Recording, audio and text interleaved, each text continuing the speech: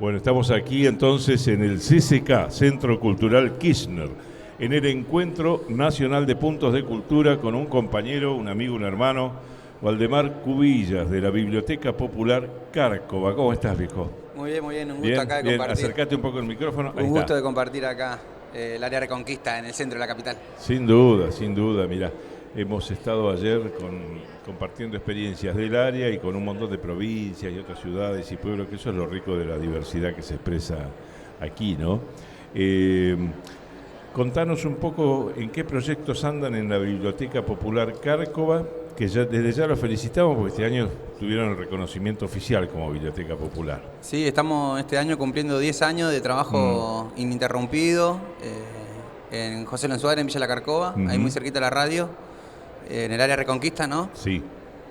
Pensando ahora la posibilidad de llamarnos o de decirnos Parque Educativo La Carcova. Claro, además se está haciendo la plaza hermosa. Estamos haciendo la plaza, ¿no? Como todo el espacio, puesta en valor del espacio público. Y entonces quizás el discurso que siempre fue desde una biblioteca popular, hoy se amplía a la idea de Parque Educativo La Carcova, sí. Qué bárbaro. Vamos a decir que área Reconquista, para los que no son de José León Suárez o de San Martín, es todos los barrios que están contra el río de la Reconquista, de ahí viene el nombre, ¿no? Es decir, este río que atraviesa 18 municipios, bueno, en su lecho ancho nos asentamos un montón de barrios y vecinos de a miles. Uno de esos barrios es La Cárcova, en el partido de General San Martín. Y entonces la idea es esto, ampliar, es como un complejo cultural, ya no es solo la idea de biblioteca, ¿no? Sí, una coordenada cultural, decimos nosotros. Una coordenada. Claro, en un barrio que tiene muchas coordenadas de distinto estilo, sí. pero en este caso se está construyendo una educativa, cultural, comunitaria. Claro. ¿Sigue funcionando el plan Fines allí en la Cárcova? Ese es un plan educativo. Recuerdo que tenían algunos grupos de música que hacían instrumentos donde reciclaban elementos de la basura. De la basura, ¿no? Sí, la banda de percusión. Nosotros lo que trabajamos básicamente como en líneas de acción, ¿no? Ajá. Una es el acceso y la terminalidad educativa formal. Claro. Entonces funciona en la Biblioteca Popular una escuela primaria de adultos, el EPA, en donde lo que hacemos, porque la política de Estado te lo permite, descentralizar la formación educativa en una sede territorial como la nuestra, ¿no? Claro. Entonces tenemos la escuela primaria y después tenemos el FINES, la escuela secundaria y militamos la universidad pública, ¿no? Entonces ahí trabajamos fuertemente con la Universidad Nacional de San Martín y construyendo el imaginario para los vecinos y las vecinas que la universidad nos pertenece y que en todo caso no está tan lejos llegarle, ¿no? Sí. Ahora empezamos a tener una articulación con el YUNMA también, la Universidad de Madre Plaza de Mayo, que tiene sede acá cerquita, pero que también aparece ahora como un horizonte posible de formación universitaria para nuestra gente. Mira qué bien. Después la cuestión más artística, ¿no? Como la línea formal, la primaria, el fin secundario, las universidades y después la cuestión más artística que tiene que ver también con otra forma de construir discursos, ¿no? Sí. El recuerdo que vos traés es de la banda de la Biblio, es la banda que salió del taller de música de la biblioteca, que hoy sigue funcionando claramente, pero en aquel momento se había centrado básicamente en la percusión y la percusión traía en la escena, en la escenografía, en la puesta en show, el tema de la basura, ¿no? Entonces todos nuestros instrumentos eran... era una especie de luthier de la quema. Y sonaba. Claro, y sonaba.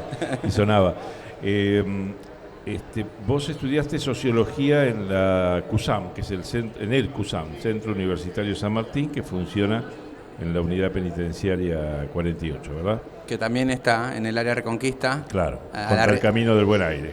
Claro. El Camino del Buen Aire, José León Suárez. La sociología, ¿qué te despertó? ¿Cómo relacionamos tu estudio de sociología con el trabajo comunitario de base en la Cárcova? Creo que un interés por la vida pública, ¿no? Como la sociología me brindó herramienta interpretativa del mundo que yo estaba viviendo. En ese tiempo estaba detenido. Yo estuve 10 años detenido en toda mi juventud en el sistema penitenciario bonaerense. Y para la última parte de mi carrera empiezo la formación universitaria en sociología y me hago ahí de esquema, yo le llamo como esquema de reflexión, son como son herramientas de lectura del mundo, sí, en donde lo que más, en mi caso lo que predominó fue como el interés comunitario por sobre una vida individual, ¿no? claro, como una salida individual. Claro, entonces como ahí me empecé a preguntar por la situación de mis vecinos, de mis familias, y empezamos a hacer juegos de palabras. Básicamente, quizás la formación que yo tengo tiene que ver con el uso del lenguaje, ¿no? Entonces empezamos a poner en valor personajes o figuras, por ejemplo, como el chusma del barrio, ¿entendés? que la Claro. persona que es chusma, es decir, que se interesa por el al lado, está mal vista en el barrio. Claro. Pero quizás es el principio de politización. O sea, conviene interesarte por el otro o por la otra y no esconderte. Claro. ¿No? No sé, por ejemplo, el atrevimiento. No seas atrevido. Atreverse, claro. ¿No? Como está mal visto. Sí, Uno sí, cuando sí. cría... Sí, este es un atrevido, es una manera de decir que no se comporta o maleducado, bien. Claro. portate bien. Pero si uno no se atreve a cruzar fronteras es como que queda encasillado también, ¿no? Y eso está remetido en nuestra cultura, en nuestra forma de criar. Y la sociología me permitió un poco... Ampliar la mirada. Sí, en ese sentido. ¿Cómo rompe fronteras un joven, una joven de la Cárcova? Porque es como que hay una frontera invisible, digamos, pero uno llega cuando empieza el barrio y empieza otra situación, ¿no? Incluso a veces al interior de los barrios hay fronteras, ¿no? Sí. En el caso de la Cárcova, el Alto, el Bajo, bueno, gente que llegó antes, gente que llegó décadas después, siempre se van dando esos fraccionamientos. ¿Cómo se rompen esas fronteras invisibles pero reales? Para mí con el saludo, básicamente, y con el cruce de miradas, ¿no? Ajá. Es como la frontera no es solamente física, ¿no? Hay una frontera que tiene que ver con el vínculo, ¿no? Como uno va construyendo relaciones con quienes conviven en un punto determinado, digo, ¿no? Entonces es un mismo hábitat, aunque uno se distancia. Entonces vos tenés la posibilidad de pasar de largo o tenés la posibilidad de decir hola, buenas tardes, ¿cómo va? ¿No? Claro. Y ahí como es el principio de la posibilidad de un acuerdo, de un pacto social, le llaman algunos, ¿no? Creo que la función de las organizaciones sociales territoriales tienen como ese potencial, ¿no? Que nos permiten a través de la agenda cultural o educativa o de formación profesional, turística, o sea, la agenda que las organizaciones puedan construir nos permiten justamente saltar esas fronteras, ¿no? Como la educación es un atajo. Estuviste con el Papa Francisco allá en Vaticano, o en Roma, no sé dónde te encontraste, pero... Sí, en el Vaticano. En el Vaticano. ¿Cómo fue esa experiencia? Para mí fue una experiencia muy, muy fuerte, creo que para la biblioteca particularmente, pero para la comunidad, ¿no? Como después de haber tenido una experiencia yo de estar 10 años detenido y de haberme formado en la cárcel y armar bibliotecas adentro de la cárcel, cuando recuperé mi libertad, la pregunta fue, bueno, ¿cómo uno continúa con un valor positivo que yo traía desde una situación difícil, vamos a decir, ¿no? Que atravesé 10 años de detención.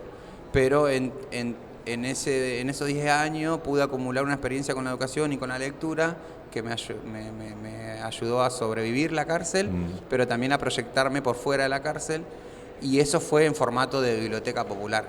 Entonces, como digo, cuando yo recupero mi libertad, digo, bueno, ¿qué puedo poner al servicio de la comunidad de la experiencia que arrastro?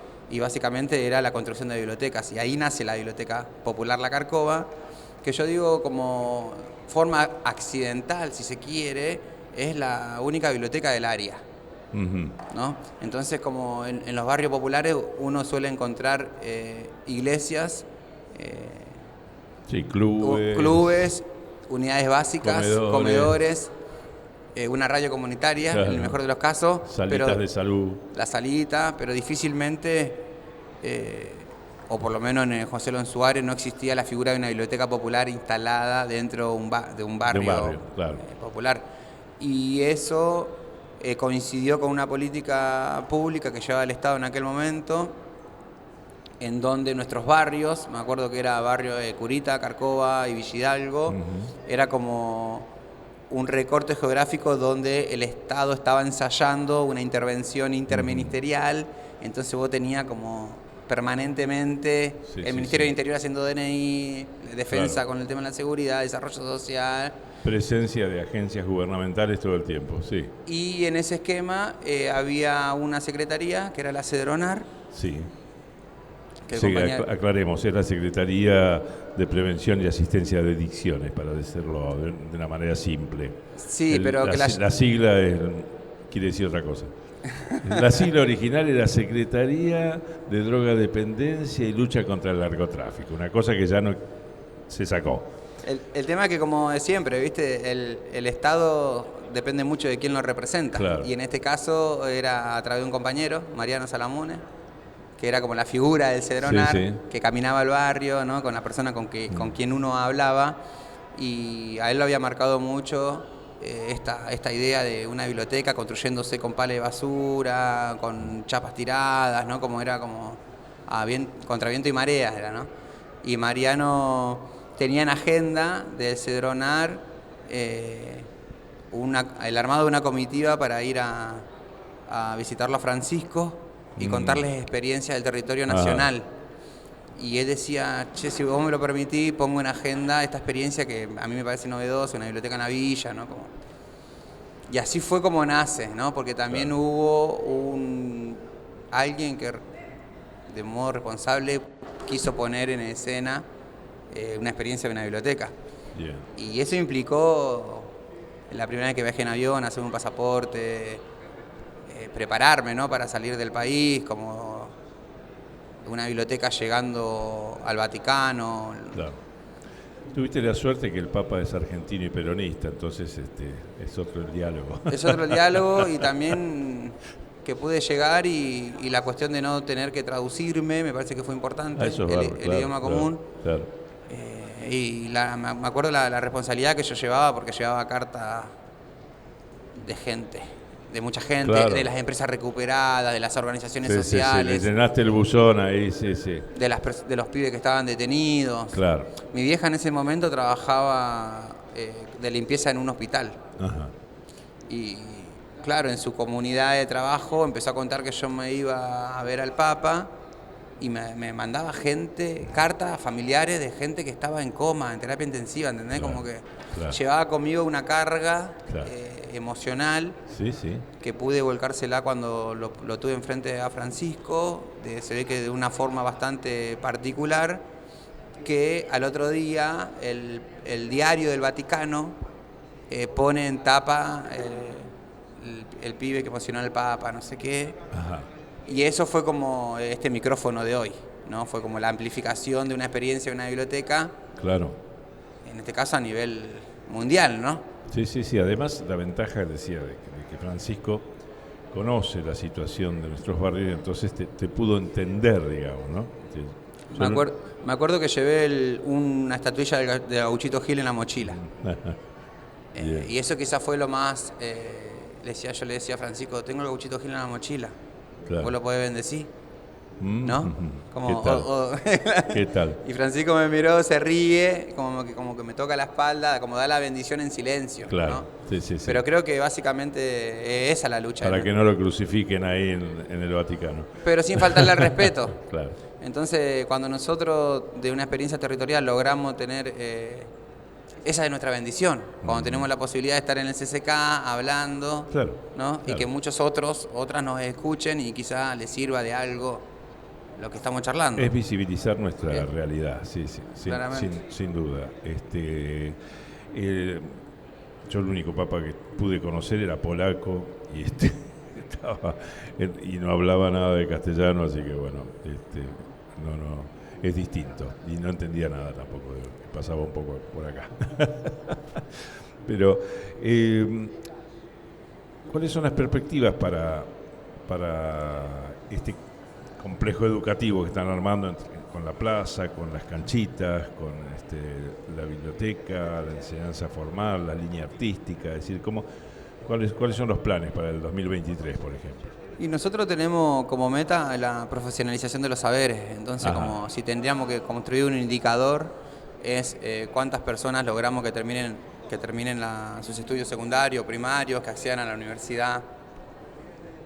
Ahora estamos construyendo como sin querer una especie de no sé si llamarlo como bolsa de empleo, ¿no? Pero sí la organización está pudiendo ser como referencia positiva para que jóvenes puedan acceder a algunos trabajos, ¿no? Que algunos tienen que ver con lo público y otros tienen que ver con lo privado, ¿no? Entonces ahí estamos ensayando y queremos poder decirlo en el 2023 y en este tiempo, que quizás la mayor apuesta política de la actualidad sea poner en valor lo comunitario, o sea, no una discusión entre lo público y privado, claro, ¿no? Sino cómo construir una mirada que nos permita a nosotros aunar distintos criterios ideológicos, políticos, ¿no? Sí. Yo creo que en ese terreno hay que abrir muchos caminos. Lo abrieron las radios comunitarias en el terreno de la comunicación, logrando que la ley instalara la figura legal de la radio comunitaria, cosa que antes estaba prohibido, era o privada o estatal. Lo abrió la Colmenita con el jardín comunitario número 1 de San Martín, porque antes era la escuela o privada o estatal. Lo están abriendo en la economía las formas de empresas recuperadas, de cooperativas nuevas, es decir, donde no es ni empresa comercial ni empresa del Estado, ¿no? Y hay muchos caminos más en el que hay que insistir en que hay organizaciones del pueblo que pueden ser profesionales, que forman parte del Producto Bruto Interno, que tienen que ver con el crecimiento de la nación y que no están ni dirigidas desde el Estado ni tienen un interés comercial privado. Claro. Y que tiene valor, valor para un proyecto nacional, y que crean valor. Crean valor, claro. Bueno, como siempre te deseamos que sigas luchando, que sigamos luchando juntos, porque esto es un interesante de la biblioteca, que articula en red con muchas organizaciones, y te esperamos por allá por Reconquista de nuevo, para charlar allá en los estudios. Cuando gusten. Sepan ahí claro. que estoy llevando adelante una última experiencia, que dirigir el programa de Justicia y Derechos Humanos de la UNSAN, de la Universidad Nacional de San Martín. Y como soy como un ferviente militante de la educación pública, aquí, si hay alguien que está escuchando y tiene duda sobre qué puede estudiar, para dónde quiere ir, no tiene más que comunicarse con nosotros, a la radio, a la Biblioteca Popular Acarcoa, en las redes sociales. Los busca. Igual de Marco Villa o lo que fuere, pero que no tenga miedo de pensarse profesional, universitario y básicamente porque a mayor nivel educativo, mejor calidad de vida. O sea, sin duda. No hay vuelta que darle. Sin duda. Fue Waldemar Cubilla, compañero de la Biblioteca Popular Carcoa, un sociólogo popular. Nos vemos.